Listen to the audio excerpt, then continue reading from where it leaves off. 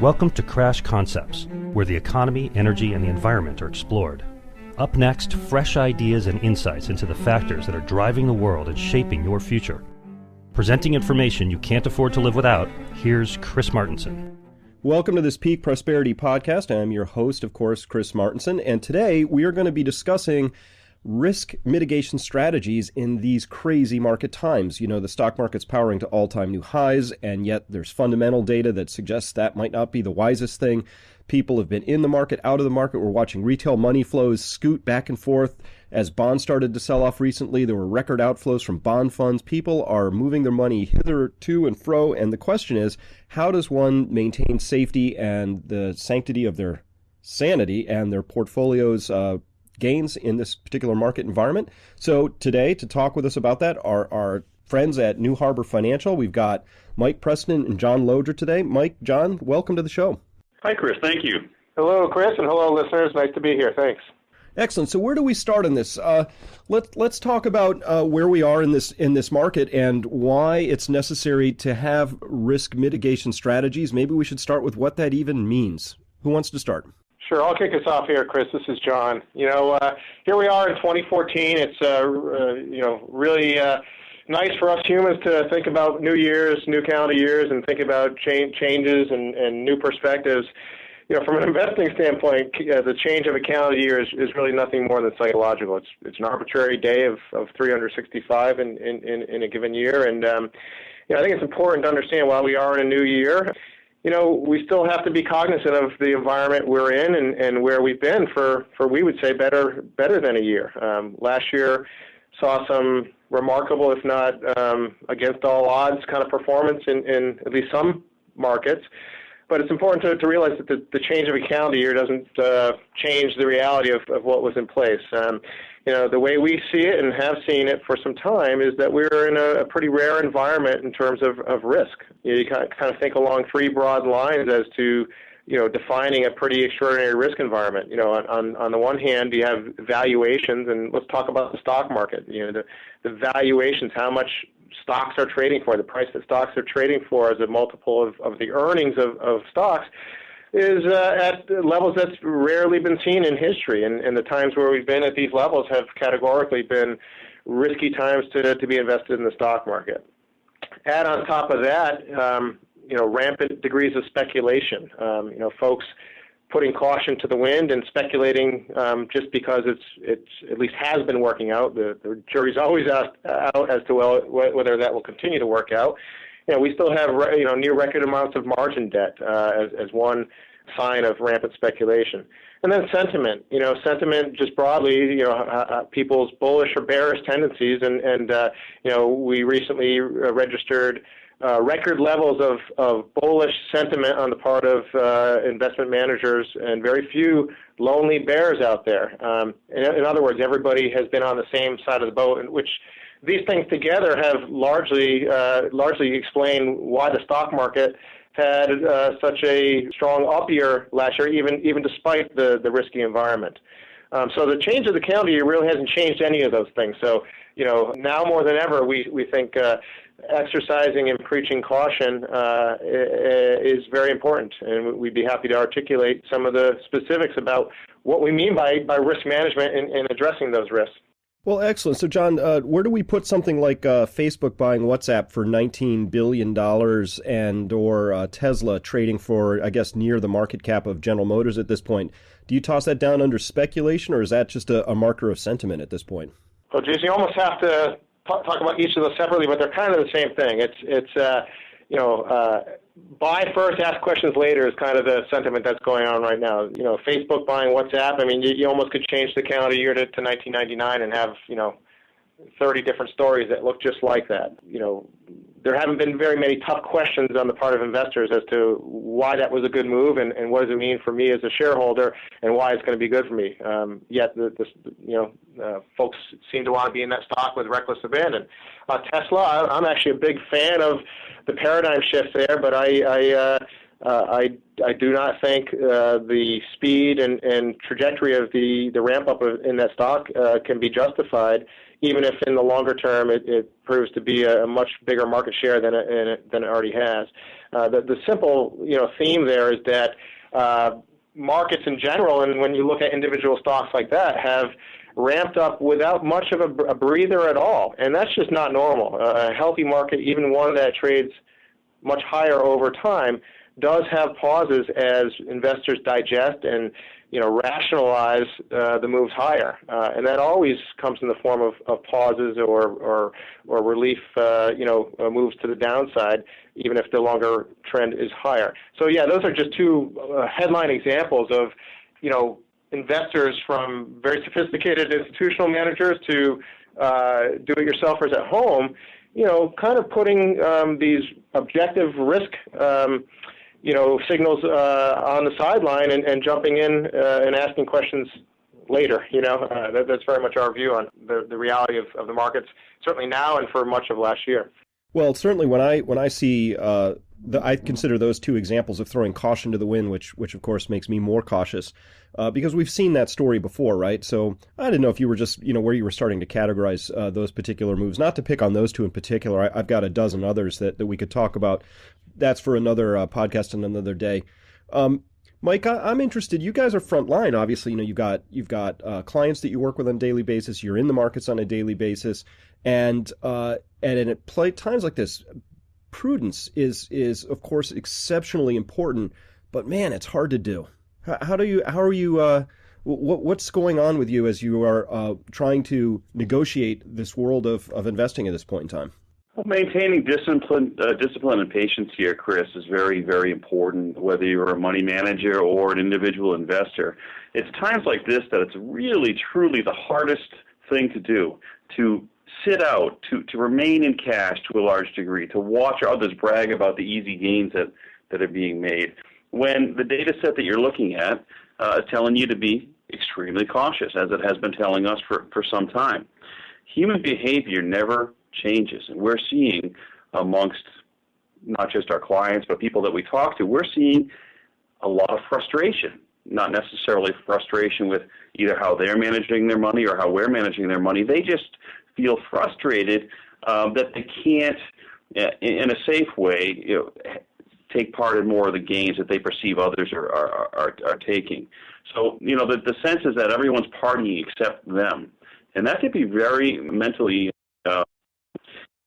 And what we're dealing with now as money managers, and we think a lot of your listeners out there that are managing money for themselves are also battling this. So the prevailing sentiment out there for people that are in the stock market that have made good gains in the last year or so, even if it's been a risky environment that whole time, is that they can get out whenever they want to. And history has shown that it's often difficult to do that. I mean, if you look at the nature of the market, it's really literally almost straight up last year. And we're seeing a little bit of a change in character early this year, a little more volatility. We had about a 6% drop about a month ago, a few weeks ago, January. We came right back to the highs. And it's the the reinforcing behavior of the market that when people go in and buy dips, it keeps coming right back. And that's eventually, when a bear market develops, that's what causes so much damage, because people have been lulled into complacency and they think, well, I've been buying each and every drop. I'll just buy each and every drop all the way down, until, of course, they don't want to look at their statements or their accounts anymore, and then a bottom forms some years later. But right now in the community, we're seeing more pressure psychologically, really, than I think we've ever seen in our business. Certainly more so than in the 2007, 2008 time frame. So most of our job these days is essentially counseling people to remain patient, to not get tempted into these risk markets. Look, the job of this bull market is to shake every bear off and to suck every last bull in. And the data set just doesn't support that. And so, we're doing our best to make sure that people maintain disciplined and safe. Well, that's excellent, and because a couple of things have been missing from this big run-up, and one of them is volume, and the second has been retail participation. And there is a disturbing trend historically that tops are made when finally the dumb money is distributed to use a term that Wall Street likes to throw around, kind of like Muppet, only different. And so the idea here is that this tops are made when the final distribution is made from those who have something to sell to people who want to buy it at any price. And so, yeah, the market structure has been changing a little bit. 2014 started out a little bit differently than the prior year had gone. Obviously, we've had a recent run up again, and so we're sort of hovering at those all-time highs. But let's talk about how does somebody really have risk control in this environment? What sort of things are on your checklist as you're thinking about how you're going to help people protect their capital? Yeah, so, the first thing we'd like to say, it's not a black and white kind of thing. It really comes down to matters of degree, and extreme times call for extreme degrees and vice versa.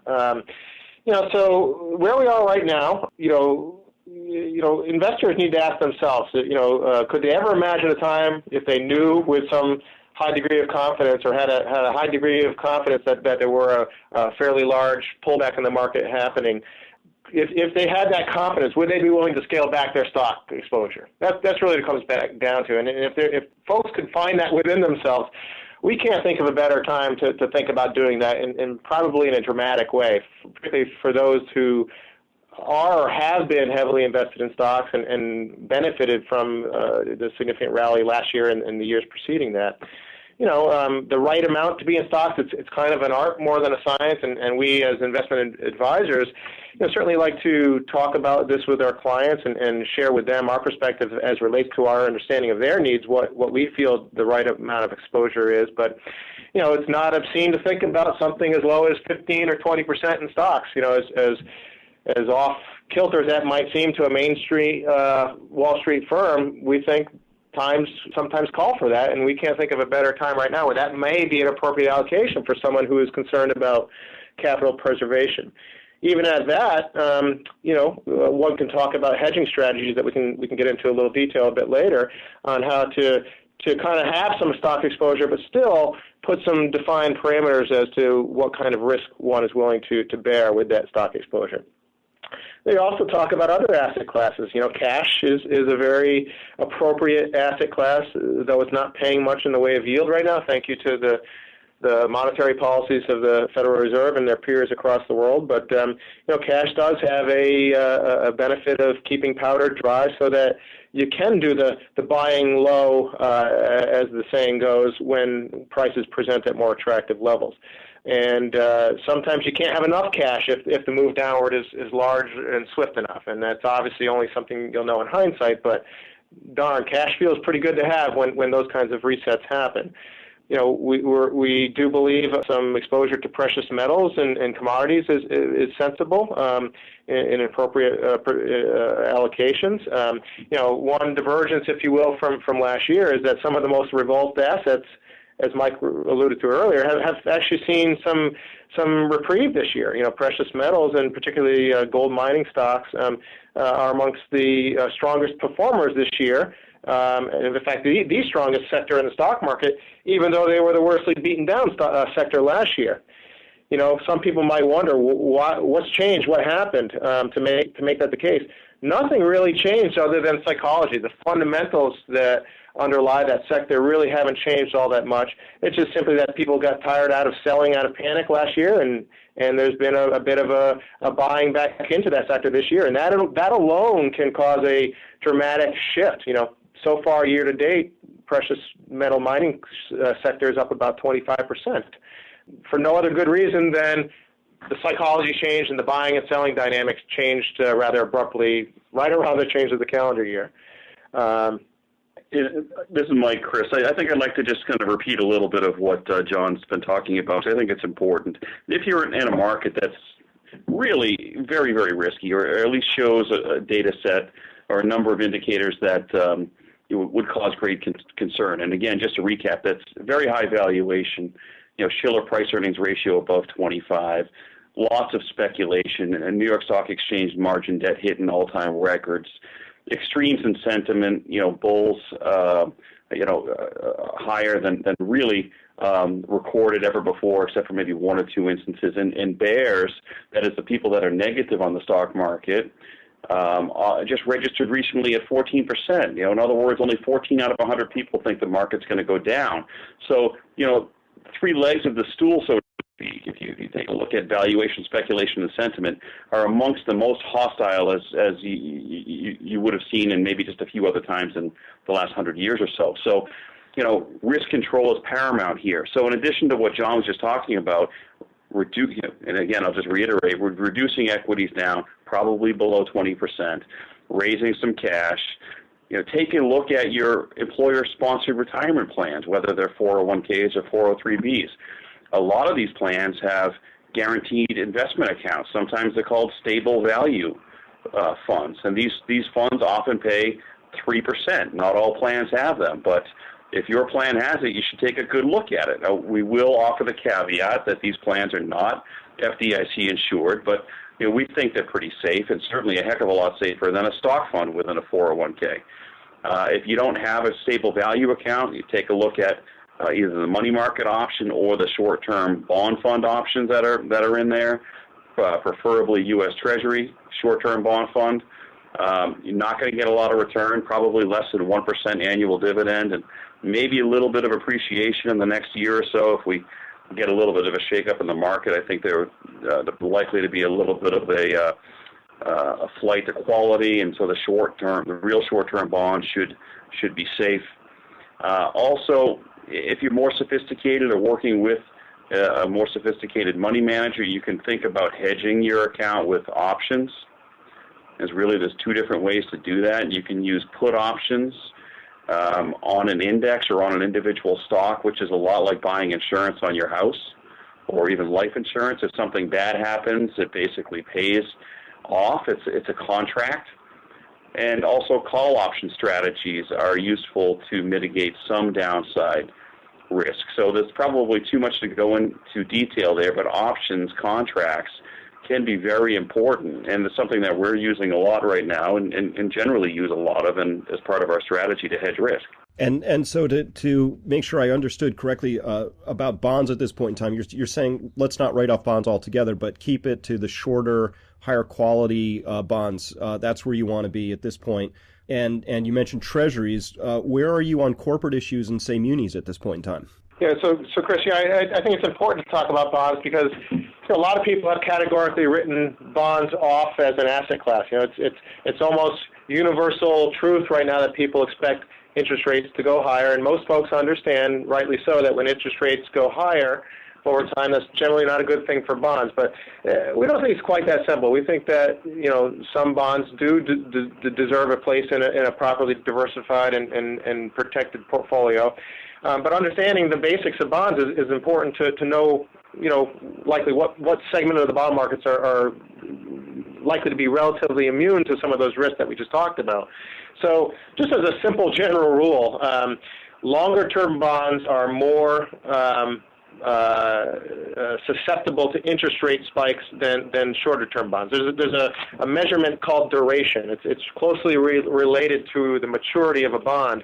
But basically, if you take a duration of a bond, it expresses the percentage change in the value of that bond for each percentage change in the interest rate, okay? And they work in opposite directions. So, a bond with a duration of 10 would have for a 1% increase in interest rates would suffer roughly around a 10% capital loss. That's the simple mechanics of how bonds work in relation to interest rates. So with that in mind, if one believes, and I think it's a prudent belief, that interest rates over time will trend higher, perhaps substantially so, all else being equal, you want to be in shorter-term bonds because the sensitivity to interest rates, all else being equal, is going to be less for those shorter-term bonds. So we particularly like the short end of the bond spectrum, maybe in the 2 to 7 year range. With an emphasis, again, on things like high-quality treasuries, AAA rated, or not AAA anymore, but U.S. Treasuries as a relatively safe place to be. Not as a long-term hold, but for the right here and now where we are. When you talk about all kinds of bonds, they're typically referred to as spread product over and above treasuries as the benchmark. So when you talk about corporate bonds, they're usually priced in the form of some higher interest rate relative to a comparable maturity treasury bond.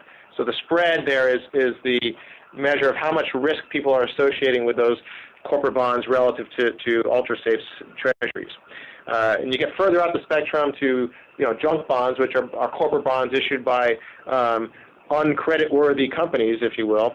When you look at the spread between bonds, corporate bonds, and junk bonds and things like that, we are at very, very razor-thin spread levels, which basically says investors have bid up the prices of those bonds relative to treasuries to say that they don't perceive much risk in those bonds. They've out of desperation sought out higher yields to the point where they have almost ignored the real risk associated with these bonds relative to treasuries. Perfect example. Last year saw record issuance of what we call COV-light, below investment grade bonds. This only happens in a very speculative market where people are willing to put caution to the wind in search of higher yields, and they're accepting very, very thin, razor-thin spreads relative to treasuries to get that higher yield, seemingly ignoring the real risk associated with those bonds. So we're in favor of keeping it really simple, high-quality treasuries on the very short end, not in a huge amount. Again, we probably prefer more cash than treasuries right now. But you can get some yield pickup by having some good shorter treasuries and have a plan to rotate out of those when we see more attractive prices, be it in stocks or some of these more credit-sensitive type bonds like corporates, and we're not even close to being fans of high-yield junk bonds right now, but someday they'll be a good value again. Someday, but not at these levels. Certainly not with a 5 handle or a 5% yield on a triple C rate. It's nuts. So in this environment, then, where obviously everything from triple C rated junk bonds to equities are very, very highly priced for perfection, then a general risk assessment checklist. We've got our cash positioning, making sure that we've got some powder dry and maybe increasing that cash positioning as things get more elevated. Looking at bonds, but of course keeping that to the shorter, lower duration, high quality bonds. That's where you want to be to the extent you're in them. And then hedging risks for the remaining part of your portfolio that happens to be exposed to equities, either puts or covered calls, depending on what goes on. Is that covered? Is that the rough, let's call that the big three for your checklist here? That's pretty much it, Chris. But don't forget to look at your retirement plans, either at your current employer or your previous employers. A lot of people forget about them, and there's significant assets in there. Yep. And a lot of times those accounts are on autopilot, and so we've seen a lot of people we've seen recently have done very well in the last couple of years because they were mostly in stocks, and that's a good thing. It's worked out, but really you're going to want to look at those things and really pare way back your stock exposure in all accounts. But don't forget your retirement accounts. Yeah, another category there. Some folks own variable annuities, for example. They have been very popular products that folks have bought over the last bunch of years, and that's another class that if folks own variable annuities, they often forget about. They're oftentimes on autopilots. Many of them have very substantial stock market exposure, and many folks are unaware, much like in the retirement accounts, you can oftentimes get access to a fixed interest account in those variable annuities that might pay upwards of 3%, as Mike alluded to. So for someone who's concerned about risk, don't forget that there may be very safe ways to rejigger those accounts and still get, what one might consider a way above market yield by these guaranteed interest accounts.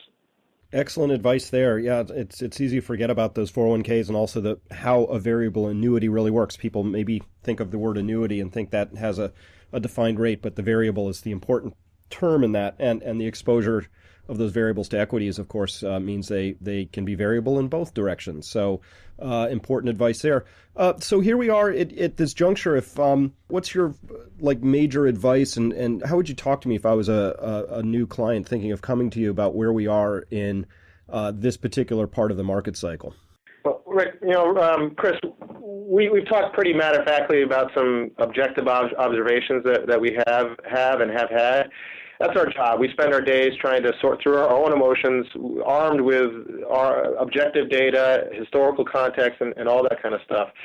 But we don't want for a moment, for our clients and certainly the listeners to this podcast, for folks to come away with the sense that we underestimate the emotional, difficulty of the times we're in. It's a very emotionally hard time to be a prudent investor. It's we don't for a moment want to downplay how excruciatingly hard it is in these times. It's very hard. It's hard for us. We work very hard to control our emotions through objective data, but we sympathize. We understand the emotional torment that folks are going through, and it's a function of the kind of phase of the market we're in. And that's where having a well thought out, disciplined plan makes all the more sense, because you listen to verbal cues. A lot of people might say the market is going up, and just that one verbal statement, it tells a lot. It may have gone up. It doesn't mean it's going to continue to go up, but that still comes out that way in a lot of people's minds and even out their lips. But we're human too. We understand the pain and the agony of having to make difficult calls at a time where it seems like you can't lose. But it's very important to think about it rationally, not emotionally. And I think I'd add, Chris, after acknowledging, of course, how difficult this is for everyone involved. I mean, everyone's getting psychologically worn out. Really, it's simple basics. Just don't lose context of the longer-term market cycle. We think we're still in a secular bear market that started in the year 2000, 14 years into it. We're still in a way are dealing with the issues of the 80s and 90s, and just kind of we're in the hangover of that, the after effect of that time. And valuations again, though, are off the chart, which makes it even more precarious. So don't get tempted to think we're at the dawn of a new era of growth here. It's not very likely. Not based on the data we look at. It's much more likely that we're still in a secular bear market versus at the beginning of a secular bull market. And so secondly, stay patient. Very, very hardest thing to do. It may help to work with somebody else in this case if you happen to be prone to being impatient. But just being patient and sitting with a high amount of cash and just waiting, what we acknowledge is a very long time, it seems, maybe even a year or two. Certainly how long we've been patient here in the last cycle can be very hard, but very, very important. And so temptation to do something is always there, but it's very important to just sit on your hands and rely on the data that we're seeing, which is extreme, very extreme.